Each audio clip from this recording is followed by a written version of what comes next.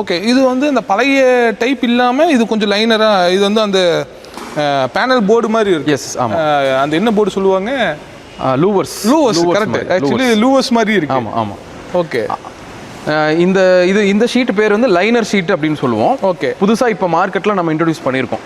ஒரு 1 year தான் ஆச்சு இந்த ப்ராடக்ட் நம்ம கொண்டு வந்து. ஓகே. இதை எங்கெல்லாம் யூஸ் பண்ணுறாங்க அப்படின்னா, சைடு பார்ட்டிஷன் பர்பஸ்க்கு, ஓகே, கிளாடிங் பர்பஸ்க்கு. இப்போ ஒரு எவ்வளோ பெரிய ஷெட்டாக இருந்தாலும் அந்த கிளாடிங் ஷெட்டுக்கு வந்து, கிளாடிங் ஷீட்டுக்கு வந்து இந்த ஷீட் நம்ம போட்டோம் அப்படின்னா லுக் வைஸ் ரொம்ப சூப்பராக இருக்கும்.